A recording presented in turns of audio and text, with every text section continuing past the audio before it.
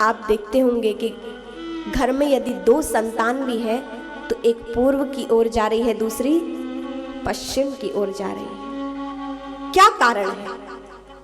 ऋषभदेव जी की 100 संतान, लेकिन सब सदपथगामी। क्या कारण रहा? और यहां पर संतानें 2-4 भी हैं तो वो सब अलग अलग रास्ते पर है।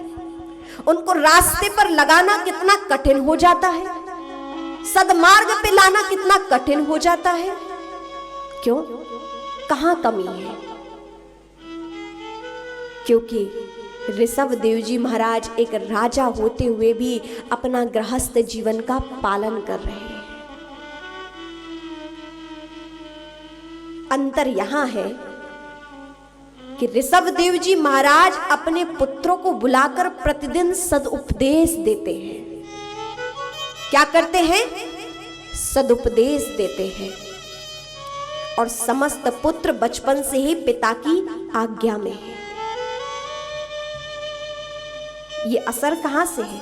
ये भगवत आराधन का असर है। जिनके माता पिता श्रेष्ठ है उनकी वाणी का प्रभाव है, उनके आचरण का प्रभाव है, जिसके कारण उनके पुत्र, उनकी संतान उनके अनुकूल है।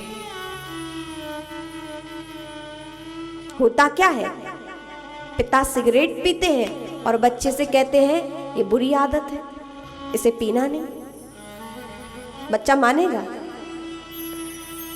बुरा मत मानिएगा। माताएं सीरियल देखे और थोड़ी देर बच्चे कार्टून पे लग जाए तो कहे कार्टून देखना बुरी बात है, देखना नहीं, है कि नहीं? मैं पूछती नहीं, लेकिन हम अपना निरीक्षण करें, कमी कहां है? उन शब्दों का प्रभाव जब है जब आपके आचरण में वो चीज है। और कहते हैं कि माता पिता तो पशुओं को भी मिल जाते हैं, लेकिन संस्कार दाता माता पिता किसी खुश नसीब संतानों को ही प्राप्त होते हैं। स्वामी विवेकानंद जी ने कहा कि जीवन जीने का अर्थ सिर्फ इतना ही नहीं है कि खाना पीना और सोना, ऐसे ही जिंदगी गुजार देना जीवन का अर्थ नहीं है। जीवन का सच्चा अर्थ है कि आप कुछ ऐसा करो कि आपकी उन्नति हो, लोग आपका सम्मान करें और आपको मरने के बाद भी याद किया जाए। स्वामी विवेकानंद जी का अनुभव जीवन की, उनकी शिक्षा। ऋषभदेव जी महाराज अपने पुत्रों को प्रतिदिन भगवत आराधन में बिठाते हैं और गृहस्थ जीवन के आगे बड़े विशाल जीवन की रचनाएं सिखाते हैं।